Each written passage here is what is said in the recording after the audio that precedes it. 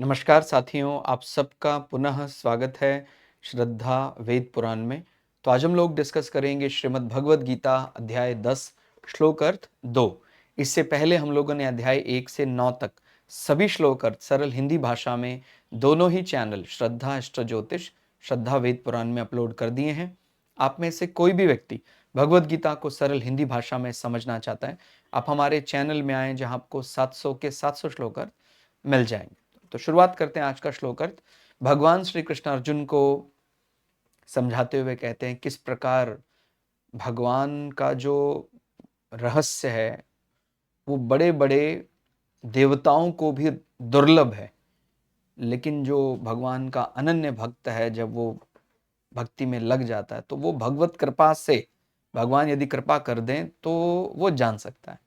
अन्यथा कोई अपने दंभ में कोई ऐसा चाहे कि मैं भगवान के रहस्य को जान लूं, अपने बल से जान लूं, तो ऐसा तो नहीं हो सकता। तो भगवान भगवत रहस्य के बारे में कहते हैं, मेरी उत्पत्ति को अर्थात लीला से प्रकट होने को ना देवता लोग जानते हैं, ना महर्षि जन ही जानते हैं। तो आप जानते हैं कि भगवान के प्राकट्य को हम सामान्य सृष्टि की तरह नहीं देखते हैं। जैसे जिस प्रकार से हिरण्याकश्यपु ने भगवान से वरदान लिया था ब्रह्मा जी से कि मैं ब्रह्मा जी की सृष्टि से जो भी उत्पन्न हुआ है उनके द्वारा नहीं मारा जा सकता हूं, और ब्रह्मा जी ने उनको यह वरदान प्रदान किया था। लेकिन जो भगवान नरसिंह वो भगवान की सृष्टि में ही नहीं थे, माने वो ब्रह्मा जी की सृष्टि में ही नहीं थे। तो जब हम परमात्मा की बात करते हैं तो परमात्मा हमारी सीमाओं से परे का विषय है।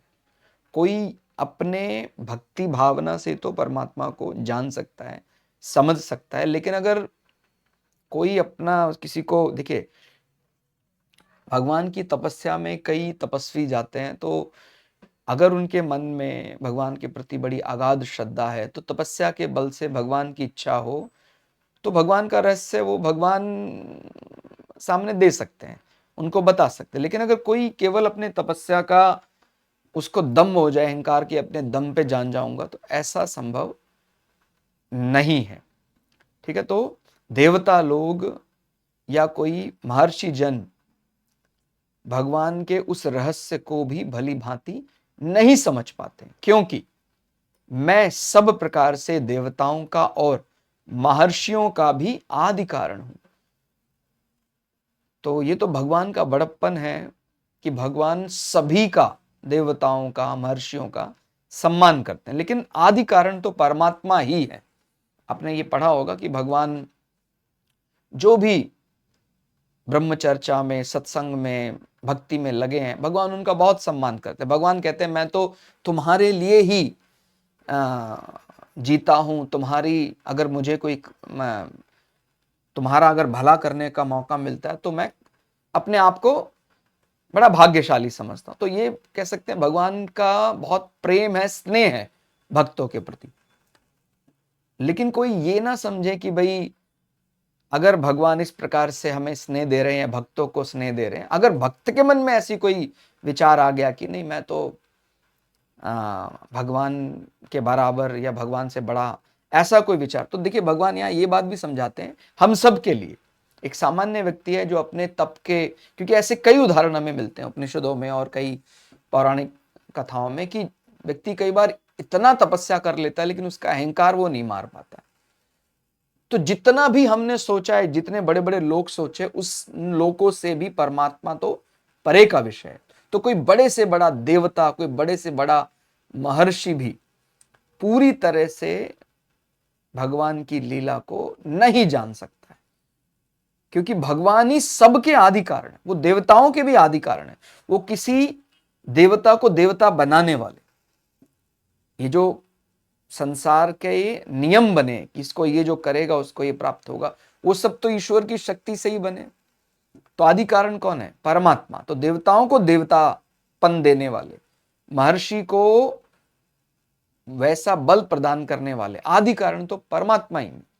थोड़ा और सरल करके यदि समझे, मेरा जो विश्व रूप से प्रकट होना है, मैं जब प्रकट होता हूं, अलग अलग मेरे अवतार, मत्स्य, कच्छप आदि अवतार से प्रकट होना, सृष्टि में कोई क्रिया, भाव और विभूति में प्रकट होना, मेरे प्रकट होने के अलग अलग उद्देश्य हो सकते हैं। कहते हैं उन हेतुओं को देवता महर्षि भी पूरा पूरा नहीं जान सकते। देवताओं और महर्षियों के प्रकट होने से पहले भी भगवान ज्यों के त्यों थे, और उनके लीन होने के बाद भी भगवान ज्यों के त्यों ही रहेंगे। अतः जिनके शरीरों का आदि और अंत होता रहता है, वे देवता और महर्षि अनादि अनंत को अर्थात असीम परमात्मा को अपनी सीमित बुद्धि, योग्यता, समर्थन आदि के द्वारा कैसे जान सकते हैं? असीम को अपनी सीमित बुद्धि के अंतर्गत कैसे जाना जा सकता है? अर्थात नहीं जाना जा सकता। तो ये एक प्रकार से भगवान की दिव्यता, भगवान के उस अनंत रूप को समझाने का प्रयास किया गया है। भगवान कृपा करके अपने भक्तों को अपना रूप है वो दिखा देते हैं, अपना रहस्य समझा देते हैं।